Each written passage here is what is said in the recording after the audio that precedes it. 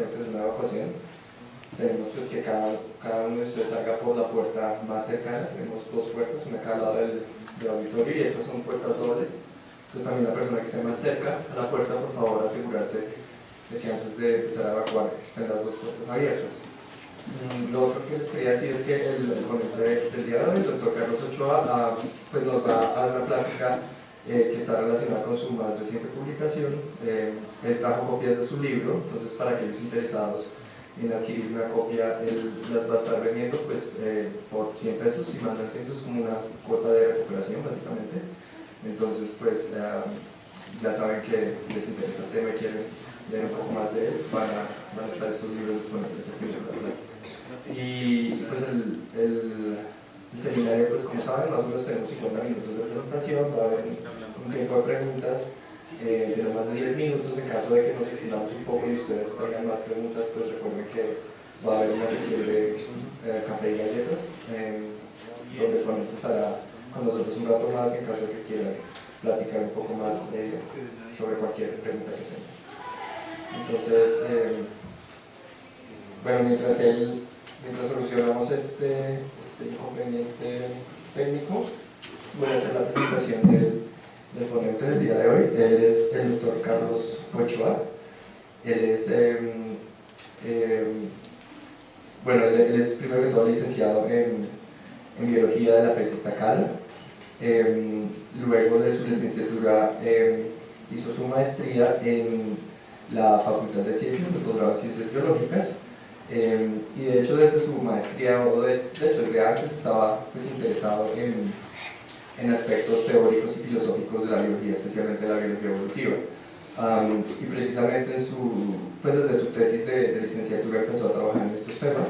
Luego de terminar su tesis aquí en la Facultad de Ciencias, hizo un doctorado esta vez pues también en la UNAM, pero en el Instituto de Investigaciones Filosóficas, y se graduó de su doctorado en el 2011.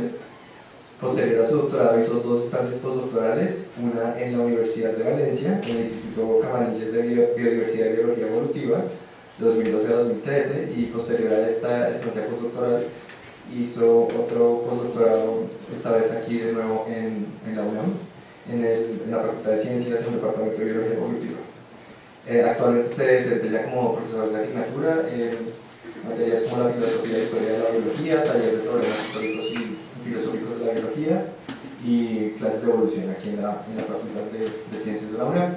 Y bueno, entre sus publicaciones se cuentan con artículos de revista, capítulos de libros y libros como el que nos trae hoy, como les decía, va a estar disponible al final de la práctica.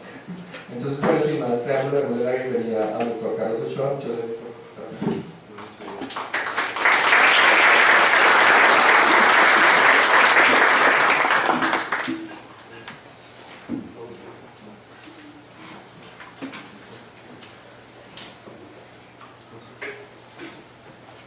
Muchas gracias por la invitación, Carlos, Alejandro.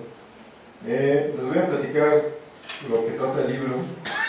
Esta presentación me concentro en el contenido de lo que expongo en este libro que llamo El eclipse del antidarwinismo, la historia detrás de la síntesis moderna. Bueno, quiero comenzar con algo de mi publicidad que yo he hecho en redes sociales, con esta analogía del planeta de los simios.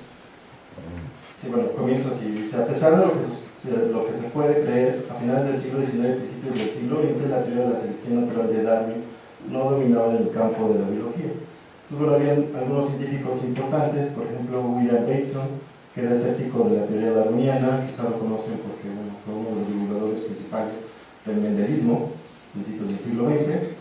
Bueno, ahora imaginemos que Bateson se consigue una máquina del tiempo, ¿no? Echa a andar su máquina y viaja, ¿no? Aquí hacia el presente. Ahora imaginemos que llega ahí a la Facultad de Ciencias, entonces explora, y bueno, ahí dice: maniáticos, lo arruinaron todos, maldito sea, no. No, pero esa figura de Darwin, lo que habría pensado Bateson es: bueno, porque tenemos la figura del darwinismo en nuestra época, y con esto quiero decir que era muy controversial la teoría de la evolución darwiniana. Bueno, ¿de qué trata este libro? del eclipse del antidarwinismo. Tengo ahí los siguientes puntos, ¿no? Bueno, es una historiografía de la síntesis moderna, distinta a la convencional. Bueno, tenemos que es una revisión de las teorías evolucionistas de principios y mediados del siglo XX. También hago una reinterpretación de las teorías antidarwinianas, el saltacionismo y la autogénesis, principalmente, que han sido pues, teorías que generalmente se asocian a otras cosas, y no como bueno, históricamente se desarrollaron. Bueno, hay una influencia de los factores epistemológicos sociales para la aceptación y rechazo de estas teorías evolucionistas. Entonces veremos las causas por las cuales la síntesis moderna gobernó. Y finalmente hay una reconsideración de la teoría actual de la evolución. Entonces teniendo presente pues, estos hechos históricos. Ok, bueno, ¿qué es la síntesis moderna? Bueno, el término de síntesis moderna proviene del libro de Junior Huxley, Evolution, The Modern Synthesis, lo escribe en 1942, y a grandes rasgos podemos decir que la síntesis moderna es un proceso que se lleva a cabo entre los años 30 y 40 del siglo XX y se refiere a la integración de diferentes disciplinas, la genética experimental, la biografía, la climatología, entre otras, para apoyar el postulado de que los mecanismos conocidos en la genética de poblaciones son suficientes para explicar la evolución de todos sus niveles. Esto es muy importante porque a veces, por ejemplo, esta diferencia que hacemos nosotros sobre microevolución y macroevolución es uno de los temas principales que se están debatiendo durante esa época y que, bueno, todavía en la actualidad seguimos debatiendo, ¿no? Bueno, entonces, en la actualidad muchos consideran que una teoría de la evolución moderna debe seguir esos cimientos construidos por este movimiento, y yo lo que hago en esta tesis es ver una perspectiva distinta, ¿no?, de lo que podemos retomar. Bueno, así está estructurado el libro. Tenemos un prólogo que, bueno, Miquel de Renzi, un investigador de Valencia, me ayudó o bueno, cooperó con este escrito. Bueno, tenemos una introducción, ¿sí? Ahí lo que analizo son los conceptos fundamentales para entender todo el debate, y después lo parto en dos, ¿no?, que es la síntesis, que llamo primera parte, donde trato ese debate pues, tan famoso entre el mendelismo y el darwinismo, y la segunda parte vemos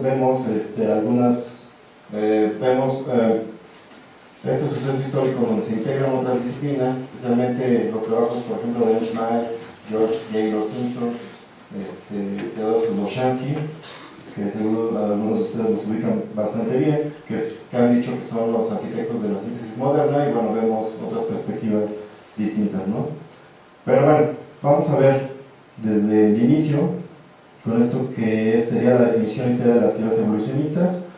Entonces, lo que intento hacer, lo que hago en esta introducción es empezar a describir las teorías evolucionistas que hay antes del siglo XX y bueno, a principios del siglo XX. Entonces, bueno, tenemos el neodarwinismo, donde bueno, la teoría del neodarwinismo postula que la selección natural es el principal mecanismo evolutivo, teniendo en cuenta ciertos requerimientos de la variación, como es que la selección trabaja, por ejemplo, con variación continua preferentemente, y que la variación es aleatoria, ¿no? Muchos utilizan la palabra isotrópica, que me parece más adecuada, pero hace referencia a que no hay una dirección específica sobre la variación.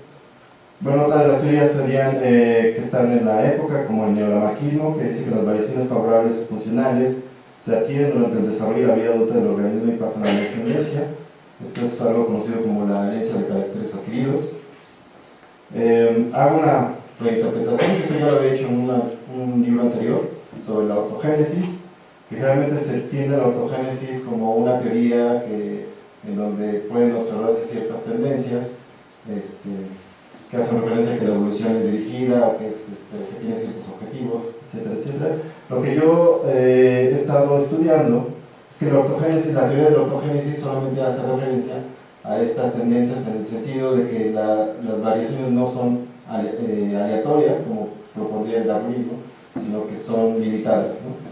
Entonces, bueno, aquí le puse, es la teoría que indica que algunos caracteres de grupos emparentados siguen una misma tendencia evolutiva, cuya causa principal se le atribuye a factores internos de los organismos. Entonces, bueno, algunos de los factores son pues, la selección natural, las limitaciones en la variación, y bueno, eso de la descripción de la ortogénesis es muy parecido a lo que hoy en día definimos, por ejemplo, como paralelismo. Bueno, Entonces, para tener una metáfora, los debates, por ejemplo, entre el darwinismo y el saltacionismo es sobre cómo actúa la selección natural, ¿no? Esto actúa, por ejemplo, como un alfarero, ¿sí?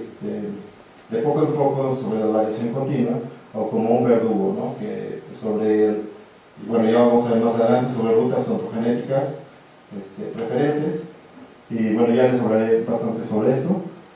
Y el debate que tenemos con el darwinismo y la autogénesis es cómo se comporta la variación, si la variación isotrópica, es decir, cómo se movería un borracho, o si se produce sobre rieles, ¿no? Es decir, que no tenemos esa aleatoriedad, sino que tiene ciertas direcciones preferentes.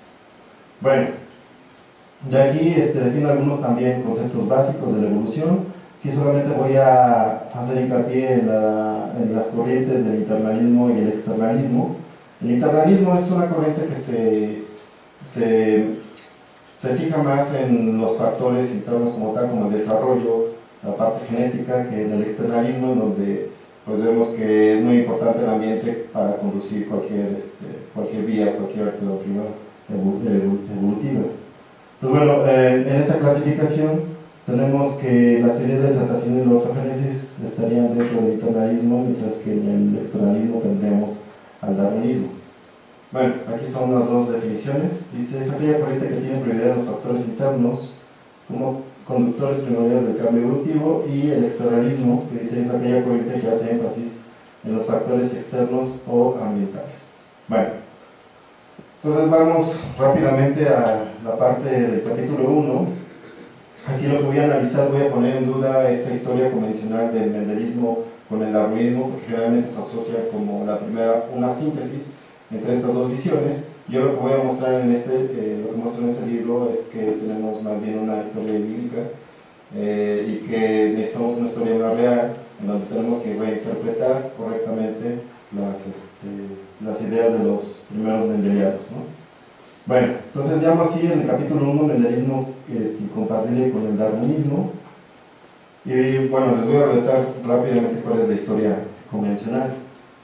Entonces, bueno, todo se genera a partir del origen de las especies. Cuando Charles Darwin se preguntaba, bueno, no podía responder a estas preguntas, por ejemplo, cómo se genera la variación y cómo esta variación se integra a la herencia debido a sus limitaciones, ¿no?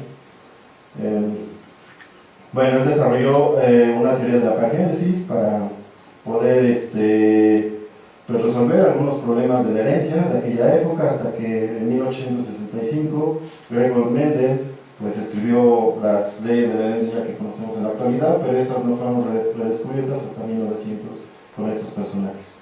Entonces, bueno, William Bateson fue uno de los primeros mendelianos quien estaba en contra de algunos darwinianos sobre la manera en cómo debía actuar la selección natural, si es que actúa preferentemente sobre la variación continua o sobre la variación discontinua.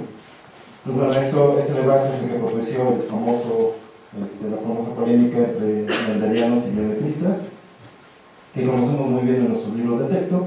Y bueno, lo que dice también la historia convencional es que, a pesar de que Bateson no era, anteriormente, llevaba a cabo este debate, después, en un viaje en el tren el 8 de mayo de 1900, casualmente leyó las leyes de Mendel, y entonces supo que pues, a partir de eso era pues, una herramienta muy importante para poder debatir con los biometristas. Bueno, ahí está, ¿no? La polémica entre biometristas y mendelianos. Entonces, bueno, lo que dicen los historiadores es que Bateson trataba de demostrar que las leyes de Mendel pues era un hecho universal, sí, pero bueno, esto no lo entendían muy bien los biometristas, que eran preferentemente matemáticos. Ellos con las matemáticas trataban de también interpretar el cambio evolutivo, pero Bateson de matemáticas no sabía nada. Entonces, lo que dicen muchos historiadores es que si Bateson y los biometristas se hubieran entendido, en vez de atacarse, la genética de poblaciones se hubiera desarrollado 30 años antes de cuando se desarrolló, ¿no? Entonces, bueno, lo que dicen es esto, ¿no? Que la teoría de Mendel, la ley de la herencia ancestral, que era pues una visión de la herencia que tenían los biometristas, que no eran inconsistentes, sino que se podían complementar. Y esta fue la primera parte en donde podemos hablar de una síntesis moderna, ¿no? Cuando surge esta disciplina muy importante que es la genética de poblaciones, a través de estos personajes, Fisher, Haldane y Wright. Bueno, es Fisher, Wright y Haldane. Y esta visión, ¿no? De tomar la primera síntesis, tenemos la teoría de Darwin que se fusiona con la visión mendeliana, y entonces pues las teorías antidarwinianas cayeron por su propio peso y no se volvió a dudar, ¿no? de la teoría reinante, que es la de la selección natural. Bueno, entonces la realidad es muy distinta, ¿sí? De acuerdo a lo que investigué sobre esta visión de los mendelianos y biometristas. Me parece que la discusión fue más sobre distintas perspectivas sobre el concepto de variación y sobre los conceptos de herencia, que trato muy bien en el libro. Bueno, ¿qué decían los biometristas? Tenemos algunos personajes representantes de esta escuela, como Weldon y el otro sería Pearson, ambos matemáticos. Bueno, Weldon de hecho empezó siendo embriólogo, pero tenía mucha inclinación sobre las matemáticas, y Pearson es matemático por formación. Bueno, hay mucha historia detrás de ello, pero aquí lo que quiero hacer hincapié es precisamente esos dos puntos, ¿no? Sobre la herencia y la variación y cómo la entendemos, por ejemplo, en la actualidad. Entonces, bueno, ¿qué entendían o cuál era la preferencia de los biometristas sobre la variación? Entonces, ellos estaban interesados en lo que yo llamo variaciones individuales, que serían pues estas variaciones continuas que vemos en los libros de texto, y que pues, ¿cómo las podemos reconocer? Que serían esas diferencias que vemos entre los individuos de una población. Pues para ellos eso es muy importante, este tipo de variación, que hace mucho hincapié sobre ello, ya que daría cuenta a que el cambio evolutivo tiene que ser preferentemente gradual. Entonces, bueno, con respecto a la herencia, ellos desarrollaron la ley de la herencia ancestral, que es una teoría también hereditaria de la época. Bueno, lo que te decía es que la herencia total que tiene cualquier individuo es una contribución de los caracteres de sus antepasados, pero esos antepasados son, por ejemplo, los padres, los abuelos, los bisabuelos, nos podemos ir hacia atrás, ¿sí? Pero bueno, lo que ellos dicen es que los padres contribuyen con la mitad, los abuelos con un cuarto, y así sucesivamente, ¿no? Ok, entonces teniendo en cuenta esto, ellos también podían pues, argumentar que la evolución es preferentemente gradual, y por tanto, sí, en este contexto, la selección natural tendría que actuar directamente sobre variaciones individuales para producir distintas unidades biológicas, por ejemplo, las especies. Y aquí es donde hablo precisamente de esta metáfora, ¿no? De la selección natural como alfarero. Entonces, es muy importante aquí en la teoría darwiniana el punto de vista del gradualismo. Bueno. Entonces, los mendelianos. ¿Qué decían los mendelianos? Antes de esto, lo que yo me doy cuenta con los mendelianos es que son preferentemente embriólogos, ¿no? Y eso va a ser muy importante para las discusiones que ellos van a tener con los biometristas, y les voy a enseñar aquí algunos ejemplos de lo que ellos argumentan. Entonces, bueno, aquí puse el interés en los mendelianos es en las diferencias entre las especies, puesto que hacían hincapié en esas discontinuidades que vemos, o esas discreciones que vemos entre los grupos, pero especialmente se fijaban en esas anormalidades, monstruosidades dirían muchos, presentadas en individuos particulares, ya que proporcionaban información acerca de los mecanismos que actúan durante el desarrollo embrionario. O sea que ellos querían entender que esas perturbaciones del desarrollo eran muy importantes para producir, por ejemplo, nuevas especies, incluso categorías taxonómicas superiores. Y como ya había hablado un poco sobre Bateson, sí, que bueno, ha sido reconocido en los libros de texto como uno de los primeros mendelianos, poco se hace hincapié sobre su papel como embriólogo y como morfólogo. Entonces, bueno, él está muy interesado en por qué no vemos esa cadena continua entre las especies, y no vemos discreciones, por qué vemos discontinuidades, y él preferentemente pues observaba estas anormalidades en esos individuos, y hacía mucho hincapié sobre eso. De hecho, su libro son como 700 páginas, y pues el 90% son de ejemplos de este tipo de variaciones que él llamaba como merísticas. Entonces, bueno, dedos adicionales, preferentemente es esa repetición entre las estructuras, y bueno, otro tipo de variaciones que llamó mióticas, que sería el reemplazo de una estructura muy diferente por otra, ¿sí? Que hoy generalmente los asociamos con los genes Fox, por ejemplo. Bueno, a él le interesaba pues todo este tipo de cosas. Por ejemplo, vean este crustáceo, ¿sí? Que las estructuras vocales, pues por ahí hay un organismo anómalo que desarrolla una quena, ¿no? Entonces, bueno, ¿por qué no la variación continua? O sea, porque no es importante para ellos la variación continua, como decían los biometristas, y hay una crítica muy bonita sobre eso, de Johansen, un danés también mendeliano. Entonces, bueno, con ese simple experimento él puede, pues, prácticamente, pues, dar la razón de por qué la variación continua no podía trascender, digamos, en un sentido evolutivo. Entonces, bueno, imaginemos frijolitos que tienen diferentes pesos. ¿Sí? Lo que uno esperaría, por ejemplo, en un simple experimento de selección, sería tomar, pues, los frijolitos de un cierto peso. Por ejemplo, aquí, bueno, los guardamos en sobres. Vamos a escoger, por ejemplo, los 16 gramos, y entonces estaríamos simulando lo que haría la selección natural, ¿no? Bueno, entonces los vamos pesando. Aquí, bueno, ya tienen descendencia, los vamos pesando, y entonces esperaríamos que todos esos frijoles tuvieran 16 gramos. Pero lo que ve Johansen es que no, que vuelve una distribución continua sobre todos esos. Entonces, lo que él concluye, que es muy importante, es que muchos de esos caracteres no son heredables, sino que son también efectos del ambiente y son efectos del mismo desarrollo. Entonces, como no son heredables, por lo tanto pasarían desapercibidos ante la selección natural. Y bueno, pues esto lo que él dice es que el ambiente pues también genera ese tipo de variación continua, a pesar de que muchas veces es heredable. Pues esta variación no puede tener, pues, alguna trascendencia a través de las generaciones. Como ya había comentado, él es un embriólogo, y lo que él está pensando sobre la embriología es que la embriología también, pues, tiene un papel muy importante, y además cualquier cambio embriológico que sea preponderante, pues eso puede ser fundamental para el origen de las especies, por ejemplo. Entonces, bueno, lo que concluye es esto, ¿no? Las variaciones individuales hereditarias no tienen ningún efecto en la ontogenia del individuo. Sí, aquí solamente para ponerles un ejemplo, ¿no?, sobre esto. Vamos a ver la genealogía de Charles Darwin, sí, solamente viéndolo como dicotomía. Aquí, por ejemplo, como divergencia. Bueno, vamos a seguir, ¿no?, su descendencia brevemente. Bueno, aquí llegamos a Elizabeth Darwin con Geoffrey Keynes. Luego nos vamos a ubicar con Richard Keynes, luego con Randall Keynes, y hasta que llegamos a Skandar Keynes, ¿no?, que quizás ustedes lo conocen muy bien como, pues, uno de los actores que sale en la película de Narnia. Entonces, en ese aspecto es que somos siempre diferentes, ¿no?, pero sin embargo mantenemos el mismo tipo, y eso es lo que hace hincapié Johansen. ¿Sí? No importa qué tanto te pareces a tus abuelos, a tus bisabuelos, o sea, lo importante es que ambos mantengan el tipo. Entonces, dice Johansen, tanto los caracteres de los ancestros así como de los descendientes son absolutamente de la misma manera reacciones de la constitución fenotípica de los gametos en cuestión. O sea, lo que intenta decir es que debemos mantener un genotipo, que por cierto fue el que desarrolló los conceptos, pero refiriéndose a que debe mantenerse una unidad, tanto genotípica como del desarrollo, pues para entender esa trascendencia a través de las generaciones de los caracteres. Bueno, esto de la herencia, ¿no? Dice cómo se construye la estructura de los organismos.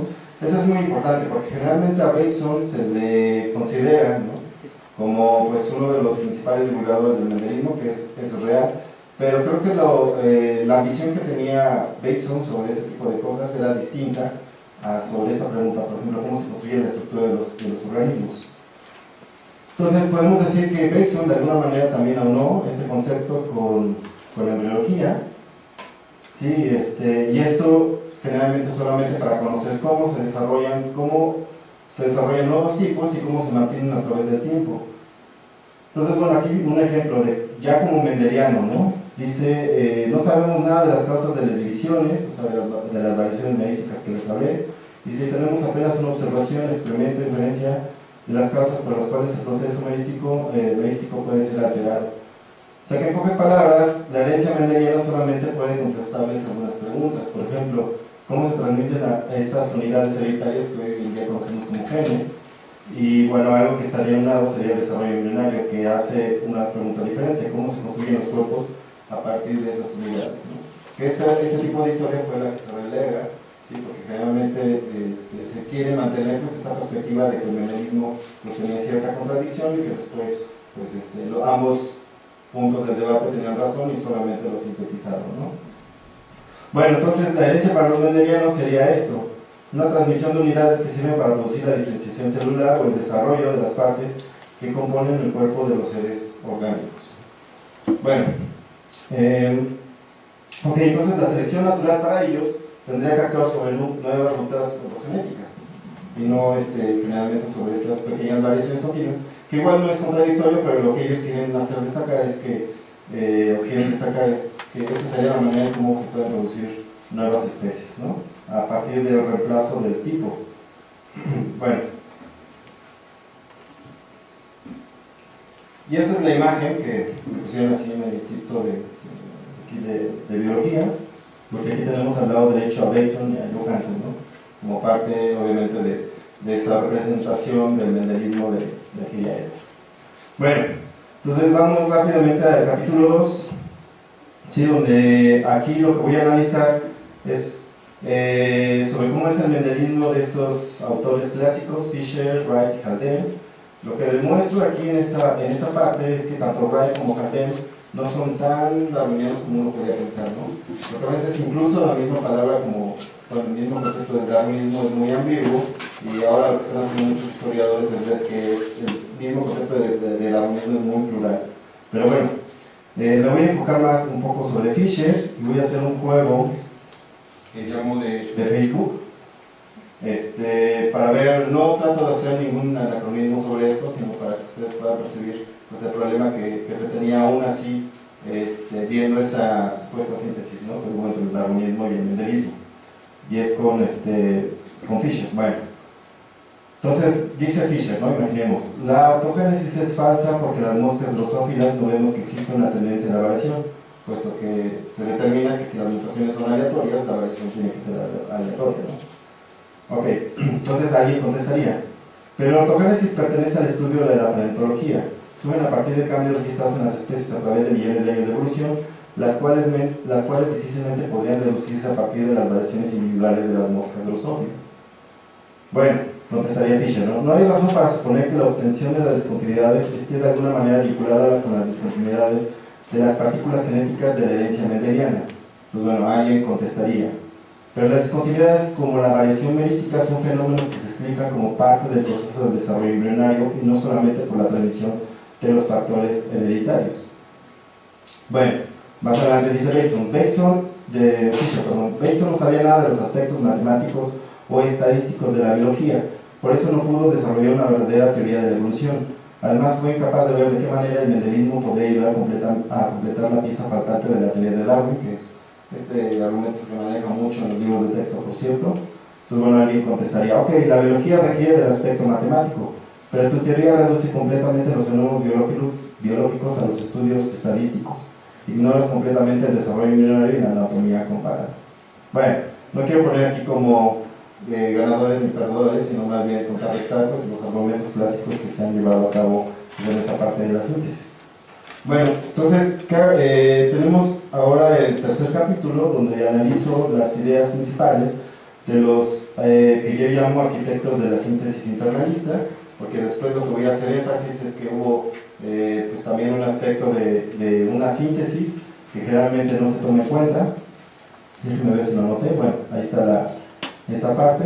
Yo lo que hago es pues tomar esta dicotomía, decir que hubo una síntesis internalista y una síntesis externalista, teniendo en cuenta ¿sí? que lo que ambicionaban estos científicos también era una síntesis entre diferentes disciplinas, pero para tener un punto de vista pues alterno al darwinismo, y entonces voy a mostrar más adelante algunos ejemplos. Entonces, si tomamos en cuenta este ejemplo de dicotomías, tenemos, por ejemplo, las diferentes disciplinas, como la genética experimental, la biografía y la paleontología, y pues tenemos sus antagónicos, por ejemplo, aquí con estos personajes como Goldschmidt y Otto Schindenburg. Bueno, me gustaría mucho hablar sobre Richard Goldschmidt porque pues, es un personaje muy importante para el libro y, bueno, en lo personal. Sí, yo lo conocí a través de Stephen Jay Gould, y cuando me empecé a leer, puedo decir que me convertí al lado oscuro de la biología. Bueno, y es con este libro, ¿no? La base material de la evolución, que lo publica en 1940. Entonces, les voy a platicar rápidamente lo que dice Goldschmidt en este libro. Lo que él hace es preguntarse cómo surgen las especies, él toma como un aspecto importante de su libro en hacer la diferencia entre microevolución y macroevolución. Les voy a contar rápidamente lo que es microevolución y macroevolución en este contexto. Entonces, ¿qué entenderíamos por microevolución? Dice, es el primer nivel de la evolución y corresponde a los cambios en las poblaciones que pertenecen a una misma especie. ¿Ok? Generalmente se pone en la microevolución, pues, moscas drosófilas, cambios muy diminutos, ¿sí? Pero en un sentido histórico lo que hace referencia a la microevolución es el cambio de las poblaciones, pero que pertenecen a una misma especie. Por ejemplo, imaginemos aquí a las diferentes especies de Panthera leo, que incluso pues, están distribuidas en diferentes partes geográficas.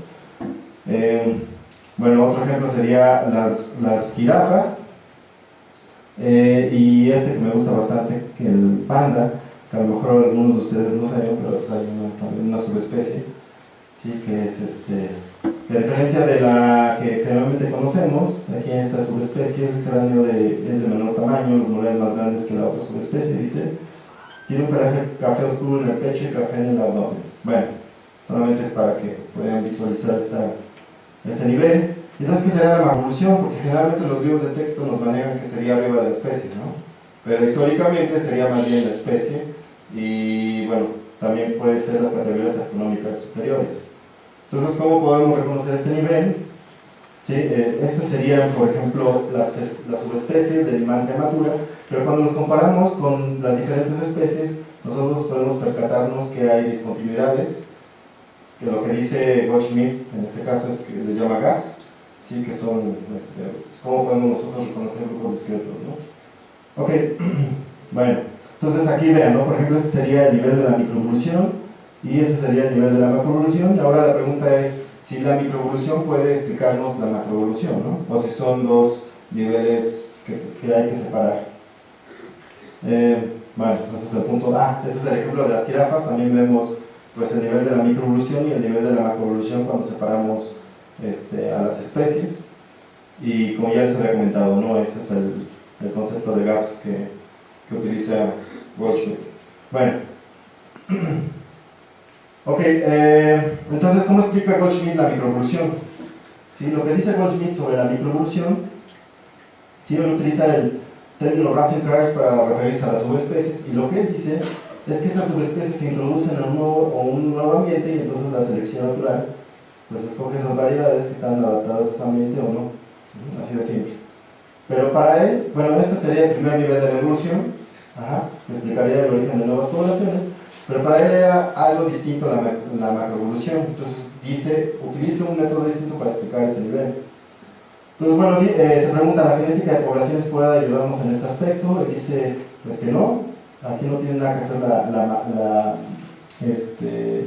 la genética de poblaciones, y lo que él piensa es que necesitamos pues, una modificación del desarrollo, pues que sea contundente, que nos pueda explicar pues, estos niveles, ¿no? Bueno, aquí lo voy a pasar rápido por debido al tiempo.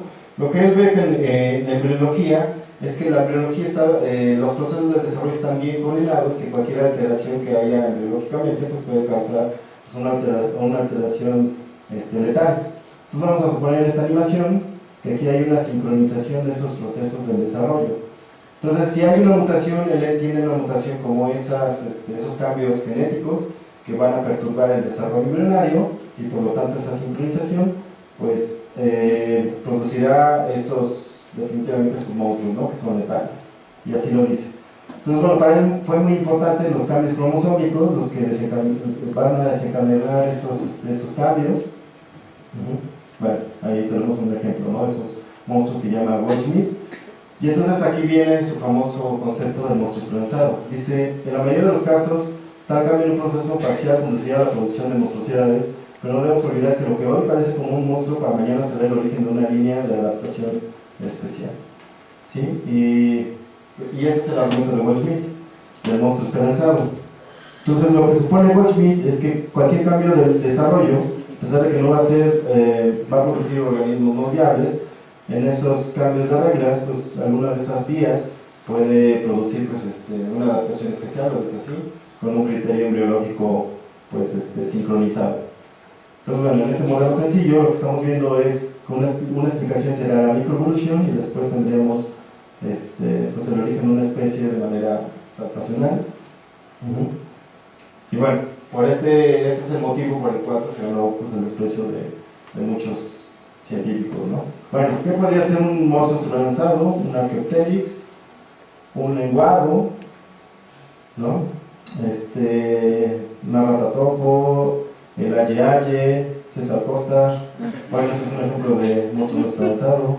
Un león, un tigre, sí, bueno, cualquier especie, o todas las especies, más bien la mayoría de las especies habrá surgido primero como monstruos esperanzados. Entonces, bueno, lo que después hago es analizo las ideas de Schindlerwolf, y lo que yo observo es que para Schindlerwolf lo importante no era la especie como tal, sino lo importante es el origen de las categorías taxonómicas superiores como géneros, familias, etc., ¿no? Entonces, bueno, esto se apoya en el registro fósil, porque bueno, lo que se espera en el registro fósil, o sea, si nosotros argumentamos a favor del darwinismo, es que veríamos esa gradualidad en los estratos, pero la realidad es que no lo vemos así. Vemos la falta de transición entre la evolución de un linaje, y este fue pues más bien en donde se enfocó Schindlerwolf, ¿no? Para argumentar a favor de esta unidad de la evolución. Este es un ejemplo del murciélago. Este es el primer murciélago que se encuentra en el registro fósil, y es tan parecido, ¿sí? En cuanto a su plan fundamental con los murciélagos que tenemos en la actualidad. Entonces para él era muy evidente que en esto que llama por ejemplo Simpson como tempo y modo, que aparecen repentinamente en los estratos, es algo que nosotros podemos llamar como, bueno, esos organismos con caracteres de plan fundamental, y persiste a través del tiempo, ¿no? Bueno, aquí no me detengo mucho con Schindlerwolf, lo voy a pasar rápidamente con Dobzhansky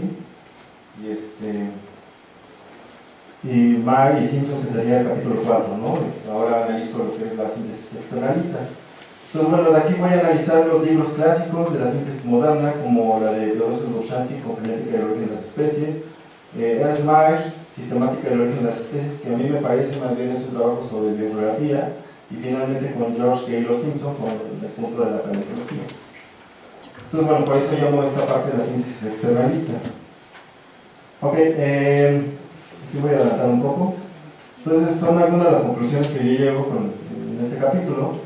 Los pongo ahí que no fue la evidencia científica, como generalmente uno podría pensar con esta idea de cómo avanza la ciencia.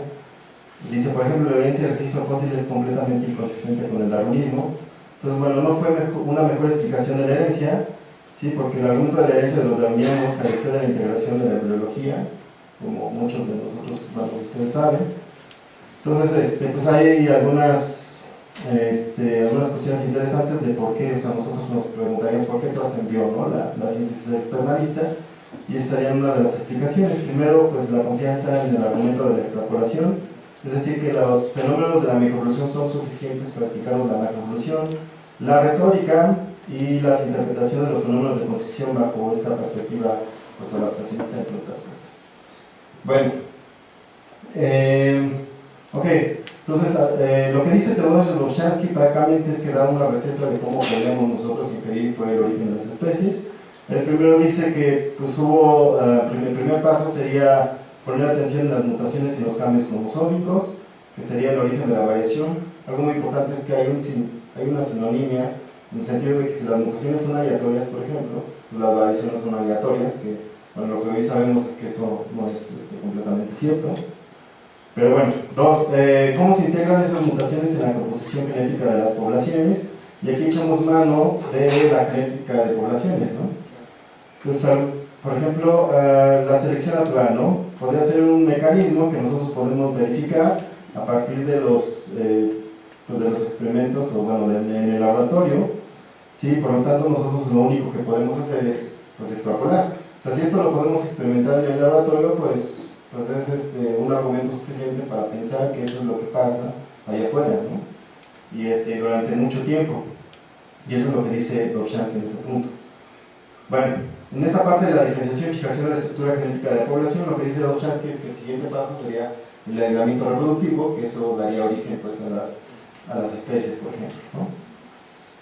Bueno, y aquí es donde hace esta unión entre microevolución y macroevolución, y concluye Dobzhansky con lo siguiente, dice, estamos obligados a pensar que la microevolución y la macroevolución son idénticos y debemos trabajar bajo este supuesto. Bueno, y lo de Ernst Mayr, la parte de Ernst Mayr, como pues muchos de ustedes saben. Lo que hace Mayr es proponer pues esta parte de cómo el aislamiento reproductivo es muy importante para poder explicar pues, el origen de las especies. Y bueno, no me quiero detener mucho a esto, y porque es esto realmente lo sabemos muy bien. Entonces lo que dice Mayr, por ejemplo, es que se puede ver una continuidad, ¿no?, en el origen de una especie. Bueno, antes de eso tenemos esa continuidad, entonces, pero necesitamos una barrera geográfica que separe las dos poblaciones para interrumpir el flujo genético. Entonces solamente necesitamos el tiempo para que se pueda originar una nueva especie. Entonces esto lo conocemos en la actualidad como especiación alopátrica. Y eso sería la manera en cómo podemos explicar la discontinuidad de acuerdo con Mayr. Ok, bueno, aquí la parte de Simpson es muy importante porque aquí nos daríamos cuenta de que en esa época existió un pluralismo en el darwinismo que podemos desconocer un poco en la actualidad. Bueno, George Gaylord Simpson, un paleontólogo bastante importante, que a pesar de que él defendía esta postura de que el registro fósil pues, era pues, incompleto, no podía ignorar ciertas cosas que vamos a ver a continuación, ¿no? Por ejemplo, dice Simpson en una parte, dice: la verdad es que algunas especies y géneros, de hecho la mayoría, aparecen súbitamente en el registro, y esta aparición discontinua es más común en los niveles superiores, ¿no? Dice más adelante: para identificar el origen de las familias, órdenes, clases, las secuencias de transición no solamente son raras, sino están prácticamente ausentes, ¿no? Y a pesar de que nosotros podemos interpretar en nuestros libros de texto pues una continuidad, ¿no?, entre los linajes, lo que vemos es que también pues, hay una abundancia de la discontinuidad en el origen de las categorías taxonómicas superiores. Entonces dice Simpson: esta ausencia común de formas de transición es casi un fenómeno universal y se cumple para casi todos los órdenes de las clases de animales, tanto de vertebrados como invertebrados, incluso para categorías similares en plantas. Y entonces, ¿saltacionismo? Entonces, pues no. Dice Simpson, de hecho, desarrolla una teoría muy especial que llama la evolución cuántica y trata de explicarlo con base en la genética de poblaciones. Vale. Entonces, otro aspecto importante es la ortogénesis para Simpson. Entonces dice Simpson sobre la ortogénesis en el libro: la mayor parte de las teorías de esta escuela implican un elemento de predestinación, un principio perfecto, ya sea de un impulso vitalista o de necesidad metafísica, o bien una explicación teológica de la evolución, según la cual se sustenta bajo una guía divina o de otro modo espiritual. Y bueno, él cita en la ortogénesis a personajes como Taylor de Chardin, de Robert Broom, entre otros. Pero de hecho refuta la ortogénesis por otro punto y dice, por ejemplo: la dirección de la evolución está determinada por la orientación adaptativa. La selección actúa en el material adaptativo que no tiene orientación. Parece que la presión mutacional por sí sola no podría orientar la evolución a menos que las mutaciones fueran vigorosamente dirigidas y que estuvieran ocurriendo en una alta frecuencia, así como para vencer a la selección siempre en el presente. O sea, que cae en el mismo argumento de que si las variaciones son aleatorias, entonces no hay como dirección como tal. Y bueno, y fue así como Simpson terminó con toda la consideración de la ortogénesis, pero hay algo muy importante que quiero hacer notar sobre esto. Entonces, pero reconoce la ortogénesis como un hecho, y en otras partes dice: no hay duda de que existe una especie de dirección rectilínea común en la evolución en la mayor parte del registro fósil.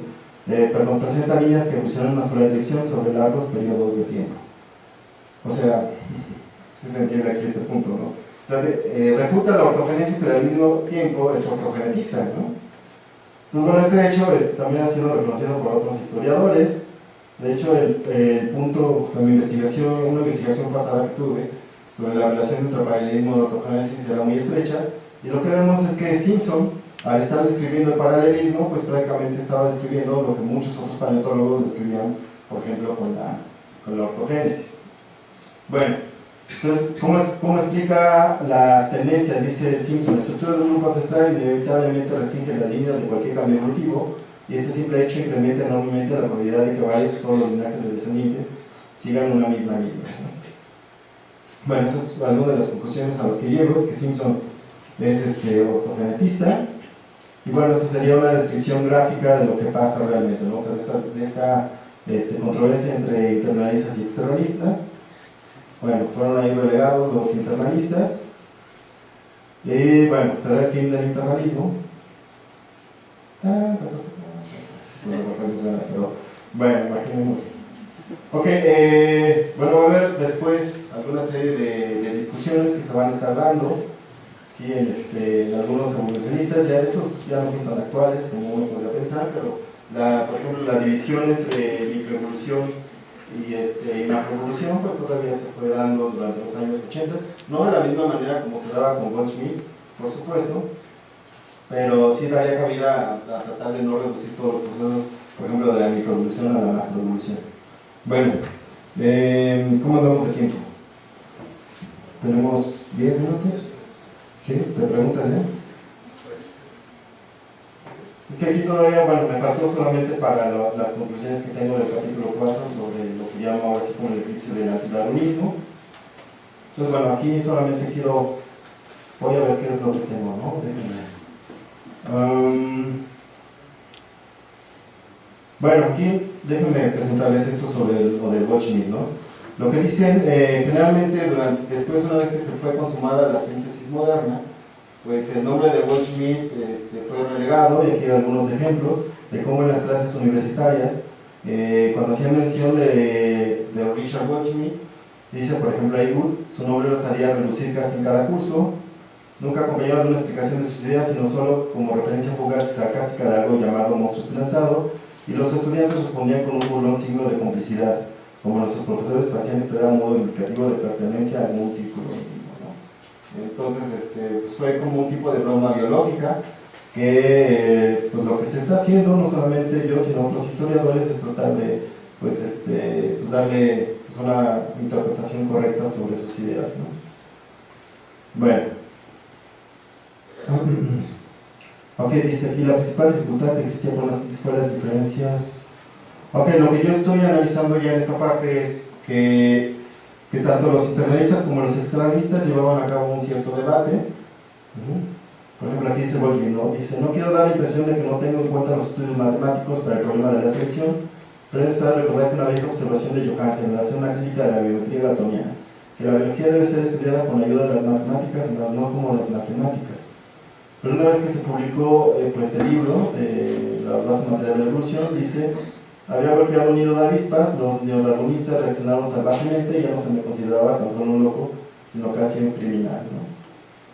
Bueno, ya dice Marx que escribió el libro de sistemática y el origen de las especies para contrarrestar el argumento de Goldschmidt. Y bueno, en pocas palabras ahí se están agarrando el chongo, ¿no? Dice, por ejemplo, el único catastrofismo es el del neodarwinismo ortodoxo extremo, bueno, eso es importante de cómo se también debaten los paleontólogos, ¿no? Dice Simpson. Shindenburg es entre los pocos paleontólogos que realmente tiene una gran intuición y sutileza para el ejercicio teórico. Sus perspectivas están basadas en pruebas reales y por lo tanto deben tomarse en serio. Pero como el peor enemigo de un paleontólogo es otro paleontólogo, dice Simpson, toda la teoría de los ciclos raciales es una generalización excesiva y una interpretación inválida de algunos fenómenos reales que en realidad no tienen un argumento vinculado a la evolución como un todo. Bueno. Entonces, lo que hacen muchos historiadores es tratar bueno, hay un historiador muy importante, donde hace esta diferencia entre Simpson y Shindenburg, ¿sí? O sea, él pone pues, las dos teorías sobre la mesa, y lo que él después concluye es que parece creía que la de Shindenburg es más adecuada que la de Simpson en un sentido pues, práctico, ¿no? Bueno, eso es lo que uno podía pensar.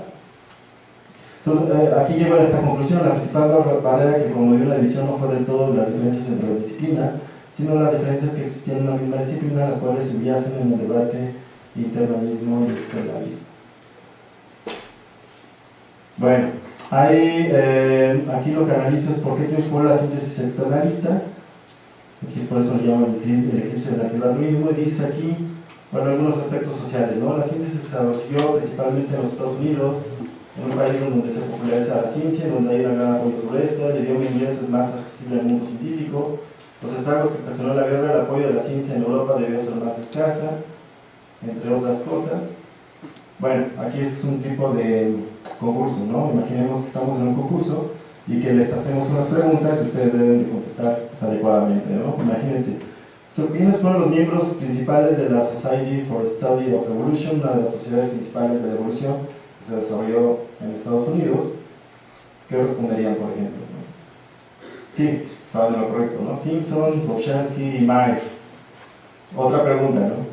¿Quién fue el editor de la revista internacional Evolution, una de las revistas más importantes en donde se divulgan las principales investigaciones de la evolución?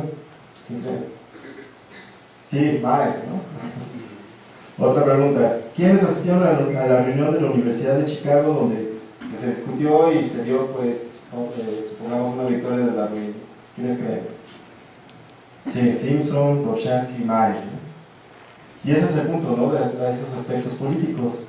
Dobzhansky, Mike y Simpson organizaron las actividades para los estudios de la evolución durante ese periodo, sobre la revista Evolution, etcétera, etcétera. Bueno, creo que ya. Ok, esto solamente, ¿no? Construir la biología, que es bueno, yo vengo, por ejemplo, a destacar en donde me decían la teoría unificadora de la evolución es, de la biología, perdón, es la evolución, ¿no? Con la teoría de la evolución darwiniana. Entonces, bueno, viene también esa historia, dice, por ejemplo, Magno, chicos, vamos a inventar la biología y que nuestra teoría unificadora sea la teoría de la selección natural. Bueno, ahí todos orgullosos sobre el relato.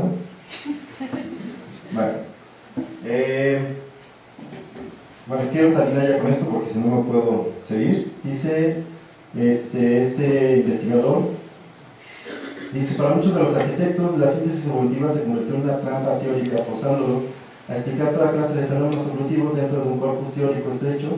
Esos académicos habrían reconocido generalmente y solo de manera implícita que muchos de esos fenómenos no podían explicarse adecuadamente por medio de ese corpus, ¿no? Bueno, ya aquí voy a terminarlo. Esto de los aspectos historiográficos que también analizo es que generalmente se desarrolla esa historia, ¿no? Darwin desarrolló una teoría, Darwin no puede explicar la naturaleza de la variación y herencia, los principios de Mendel era la pieza faltante del argumento original de Darwin, Bateson redescubrió los principios de Mendel pero no estaba de acuerdo con la teoría de Darwin y los investigadores se dieron cuenta que los principios de Mendel encajaban con la teoría de Darwin. Y bueno, lo que pretendo aquí entonces en este tipo de cosas es pues, desarrollar una historia aparte, ¿no? Entonces ya nada más, ya voy a acabar con esto.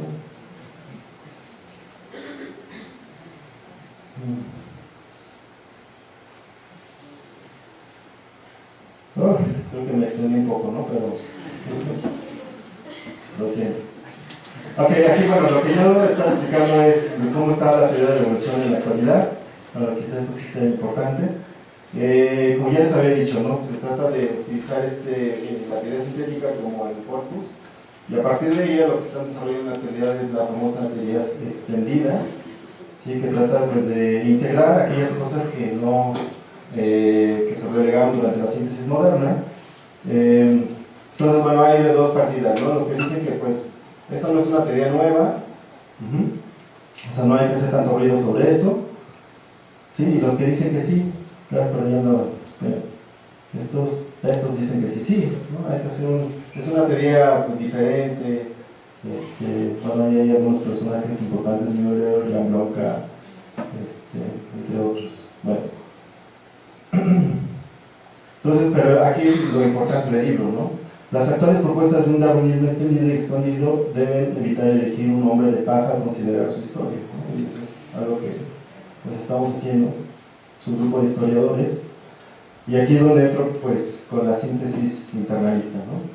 Entonces, lo que dicen algunos teóricos es que sí, pues todos esos aspectos del internalismo sí tienen alguna influencia de nivel paradigmático sobre la teoría de la evolución, y es donde lo que se está discutiendo pues, en la actualidad, ¿no?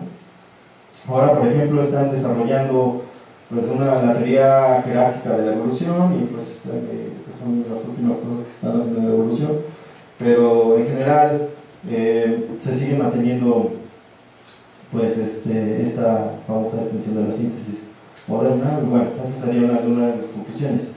A tener en cuenta todos estos hechos históricos, se propone renunciemos a los dogmas establecidos en nuestras instituciones. Es momento de abandonar el darwinismo de la síntesis moderna. Bueno, agradecimientos.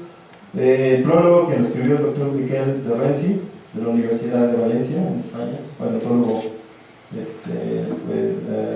reconocido por allá. Sugerencias y comentarios. Miquel de Renzi también fue el doctor Vladimir Cachón y Álvaro Chauscador de la Facultad de Ciencias de la UNAM, quienes también intervinieron en la elaboración del libro.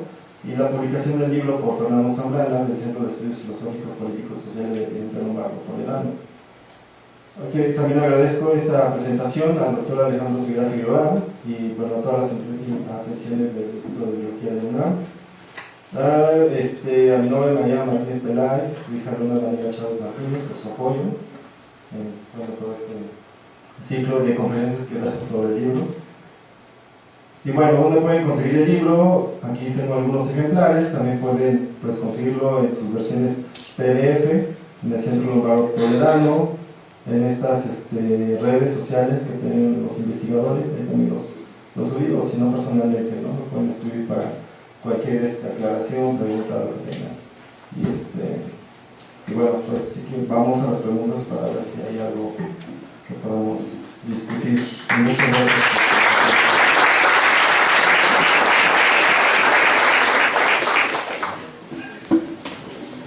Gracias a Carlos. Tenemos muy poco tiempo para preguntas, de pronto unos 5 minutos, 2 preguntitas.